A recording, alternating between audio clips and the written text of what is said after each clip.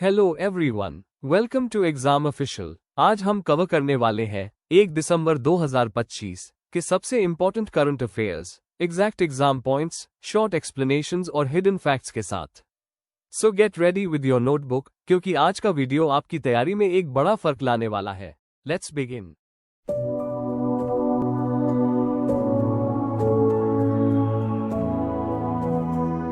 हाल ही में अंतर्राष्ट्रीय जैगुआर दिवस कब मनाया गया? When is International Jaguar Day celebrated? The right answer is 29 November. 29 November. International jaguar day हर साल 29 नवंबर को सेलिब्रेट किया जाता है। जैगुआर दुनिया की सबसे बड़ी बिग कैट स्पीशीज में से एक मानी जाती है। इसका उद्देश्य हैबिटेट लॉस और पोचिंग पर ग्लोबल अवेयरनेस बढ़ाना है। लैटिन अमेरिका के फॉरेस्ट्स में जैगुआर की पॉपुलेशन फास्ट डिक्लाइनिंग है, इसलिए कंजर्वेशन कैंपेन्स रन की जाती है। Next question. कंप्यूटर सुरक्षा दिवस कब मनाया जाता है? When is Computer Security Day observed? The right answer is 30 November, the 30th of November। Computer security day हर साल 30 नवंबर को सेलिब्रेट किया जाता है। इसका उद्देश्य डेटा प्रोटेक्शन, साइबर अवेयरनेस और डिजिटल सिक्योरिटी को प्रमोट करना है। ये लोगों को डिवाइसेस, पासवर्ड्स, नेटवर्क्स और पर्सनल डेटा को सिक्योर रखने की अवेयरनेस देता है। इस दिन साइबर फ्रॉड और हैकिंग से बचने के लिए नेशन वाइड अवेयरनेस कैंपेन्स चलती है। Next question. 2026 के लिए आईएमओ काउंसिल में सर्वाधिक मतों के साथ कौन पुनः निर्वाचित हुआ? Who was re-elected to the IMO Council for 2026 with the highest votes? The right answer is Bharat, India. India IMO, international maritime organization, में हाईएस्ट वोट से री-इलेक्टेड हुआ। इंडिया मैरिटाइम सेफ्टी और सीफेयरर्स ट्रेनिंग में मेजर रोल निभाता है। India ने UPI global expansion में Visa को पीछे छोड़ा। इंडिया की लिटरेसी रेट 80.9% रिकॉर्ड हुई है। इंडिया ने अर्जेंटीना को हराकर 2025 कॉर्नर पोलो कप जीता। Next question. संयुक्त राष्ट्र की रिपोर्ट के अनुसार दुनिया की कितने प्रतिशत आबादी शहरी क्षेत्रों में रहती है? According to the UN report, what percentage of the world population lives in urban areas? The right answer is 81%। 81%। UN urbanisation report के अनुसार ग्लोबल पॉपुलेशन का 81% हिस्सा अर्बन और सेमी अर्बन एरियाज में रहता है। Rapid urban migration major reason माना गया है। 2050 तक अर्बन पॉपुलेशन और बढ़ने की संभावना है। ग्रोइंग अर्बनाइजेशन से इंफ्रास्ट्रक्चर लोड और रिसोर्स डिमांड भी तेजी से बढ़ रही है। Next question.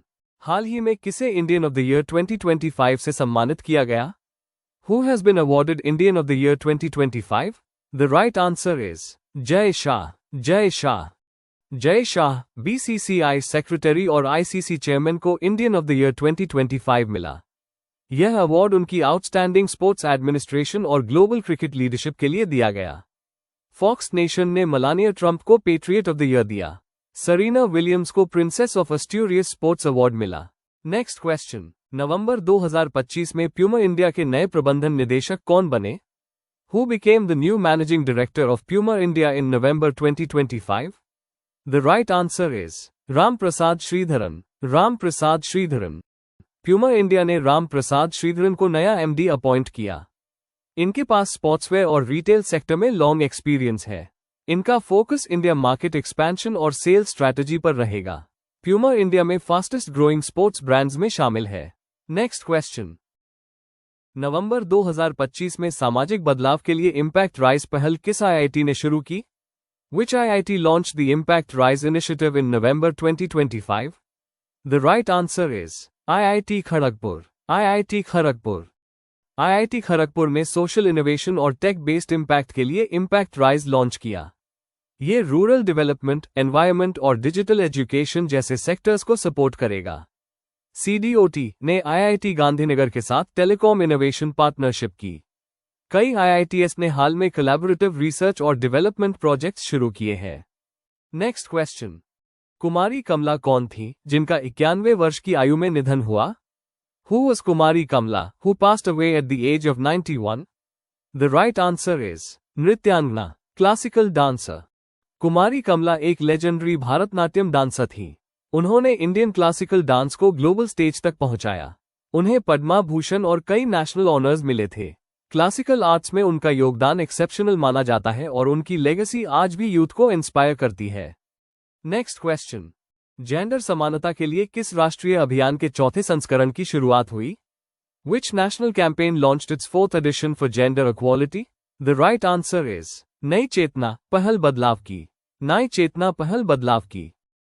इस अभियान का उद्देश्य विमेन सेफ्टी, एम्पावरमेंट और जेंडर इक्वालिटी को स्ट्रेंथन करना है। Government community based awareness programmes run कर रही है। विमेन राइट्स और प्रोटेक्शन मेजर्स पर फोकस है। इसका एम सोशल बिहेवियर चेंज और जेंडर इंक्लूसिव एनवायरनमेंट क्रिएट करना है। Next question, animal husbandry statistics 2025 के अनुसार सबसे बड़ा दूध उत्पादक देश कौन है? According to Animal Husbandry Statistics 2025, which country is the largest milk producer? The right answer is Bharat, India. India world's largest milk producer बन चुका है। इंडिया में UP biggest milk producing state है। डेयरी सेक्टर रूरल इकोनॉमी की backbone है। Statistics 2025 के अनुसार livestock productivity improve हुई है। India dairy exports globally expand कर रहा है। नेक्स्ट क्वेश्चन, भारत ने किस देश से MH-60R नौसेना हेलीकॉप्टर के लिए 7,900 करोड़ का सौदा किया? इंडिया साइंड अ 7,900 करोड़ रुपए deal for MH-60R naval helicopters with which country? The right answer is America, USA। India ने USA से MH-60R मल्टी रोल हेलीकॉप्टर्स खरीदे हैं। ये हेलीकॉप्टर्स एंटी सबमरीन वॉरफेयर और मैरिटाइम सर्वेलेंस के लिए वर्ल्ड क्लास माने जाते हैं। इंडियन नेवी की कॉम्बैट कैपेबिलिटी सिग्निफिकेंटली बढ़ेगी।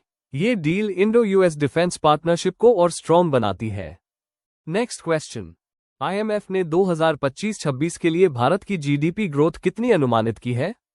What GDP growth has the IMF projected for India for 2025-26? The right answer is 6.6%। 6.6%। IMF ने इंडिया की GDP ग्रोथ 2025-26 के लिए 6.6% अनुमानित की। स्ट्रॉन्ग डोमेस्टिक डिमांड और इन्वेस्टमेंट मेन रीजंस बताए गए। एक्सपोर्ट रिकवरी और कंट्रोल्ड इन्फ्लेशन भी पॉजिटिव इंपैक्ट डालते हैं। इंडिया अब भी फास्टेस्ट ग्रोइंग मेजर इकोनॉमीज में शामिल है। नेक्स्ट क्वेश्चन, WPL 2026 नीलामी में सबसे महंगी खिलाड़ी कौन बनी? Who became the most expensive player in the WPL 2026 auction? The right answer is Deepti Sharma 3.2 crore रुपए। Deepti Sharma 3.2 crore rupees. Deepti Sharma WPL women's premier league 2026 की हाईएस्ट प्राइस्ड प्लेयर बनी। वो इंडिया विमेंस क्रिकेट की लीडिंग ऑलराउंडर है। उन्हें यूपी पुलिस में DSP की पोस्ट भी मिली है। उनकी स्पिन बॉलिंग, बैटिंग कंसिस्टेंसी और मैच विनिंग स्किल्स उन्हें टॉप परफॉर्मर बनाती है। नेक्स्ट क्वेश्चन, मूडीज ने वित्त वर्ष 2025-26 के लिए GDP वृद्धि दर कितनी अनुमानित की? What GDP growth estimate has Moody's given for 2025-26? The right answer is 7%। 7%। Moody's ने इंडिया की GDP ग्रोथ 2025-26 के लिए 7% एस्टिमेट की। डोमेस्टिक कंजम्पशन और मैन्युफैक्चरिंग स्ट्रॉन्ग परफॉर्मेंस की फैक्टर्स हैं। जियोपॉलिटिकल रिस्क्स एग्जिस्ट लेकिन ओवरऑल इकोनॉमिक आउटलुक स्टेबल बताया गया। RBI की इन्फ्लेशन कंट्रोल स्ट्रैटेजी को भी पॉजिटिव माना गया है। नेक्स्ट क्वेश्चन, किस राज्य में आधार अब जन्म प्रमाण पत्र के रूप में स्वीकार नहीं किया जाएगा? Aadhaar will no longer be accepted as a birth proof in which state? The right answer is Uttar Pradesh. Uttar Pradesh. UP सरकार ने आधार को डेट ऑफ बर्थ प्रूफ के रूप में एक्सेप्ट करना बंद किया। अब बर्थ सर्टिफिकेट, मैट्रिक सर्टिफिकेट आदि ही वैलिड माने जाएंगे। सरकार ने कहा आधार केवल बायोमेट्रिक आईडी है, डेट ऑफ बर्थ प्रूफ नहीं। ये डिसीजन आइडेंटिटी वेरिफिकेशन सिस्टम को स्ट्रॉन्गर बनाने के लिए है। नेक्स्ट क्वेश्चन, महिला हत्या को आजीवन कारावास अपराध घोषित करने वाला कानून किस देश ने पास किया? Which country passed a law declaring femicide as a life imprisonment crime? The right answer is Italy. Italy. Italy ने फेमिसाइड को लाइफ इम्प्रिजनमेंट कैटेगरी में शामिल करते हुए हिस्टोरिक लॉ पास किया। पीएम जॉर्जिया मेलोनी की सरकार विमेन सेफ्टी पर फास्ट रिफॉर्म्स लागू कर रही है। यूरोप में फेमिसाइड केसेस बढ़ने के कारण ये लॉ एक्सट्रीमली इंपॉर्टेंट माना जाता है। कैपिटल रोम है और विमेन प्रोटेक्शन पर मेजर फोकस बढ़ा है। नेक्स्ट क्वेश्चन, 2025 से 29 के कार्यकाल के लिए यूनेस्को एग्जीक्यूटिव बोर्ड में पुनः निर्वाचित कौन हुआ? Who has been re-elected to the UNESCO Executive Board for the 2025 to 29 term? The right answer is Bharat, India. India को यूनेस्को एग्जीक्यूटिव बोर्ड में 2025 से 29 टर्म के लिए री इलेक्ट किया गया। India global education, culture preservation और हेरिटेज प्रोटेक्शन में एक्टिव भूमिका निभाता है। डिजिटल एजुकेशन रिफॉर्म्स और कल्चरल मिशंस में भी मेजर योगदान देता है। यूनेस्को में इंडिया की भूमिका लगातार मजबूत होती जा रही है। Next question. भारतीय सेना द्वारा चाणक्य रक्षा संवाद 2025 कहां आयोजित किया गया? Where was the Chanakya Defense Dialogue 2025 organized by the Indian Army? The right answer is Nai Delhi, New Delhi. Indian army ने Chanakya defence dialogue 2025 New Delhi में आयोजित किया। इसमें ग्लोबल सिक्योरिटी चैलेंजेस और इंडो पैसिफिक इश्यूज पर डिस्कशंस हुई। कई देशों के मिलिट्री एक्सपर्ट्स ने भाग लिया। उद्देश्य स्ट्रैटेजिक कोऑपरेशन, डिफेंस इनोवेशन और नेशनल सिक्योरिटी फ्रेमवर्क्स को मजबूत करना है। Next question. भारत ने साइक्लोन राहत के लिए किस देश में ऑपरेशन सागर बंधु शुरू किया? India launched operation Sagar Bandhu in which country for cyclone relief?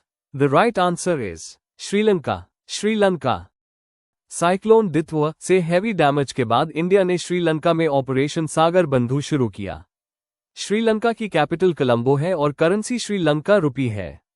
India Sri Lanka military exercise मित्रा शक्ति भी होती है। श्रीलंका ने 40 कंट्रीज के लिए फ्री वीजा स्कीम शुरू की है। Next question. Himalayan echoes nature prize 2025 किसे मिला? Who received the Himalayan echoes nature prize 2025?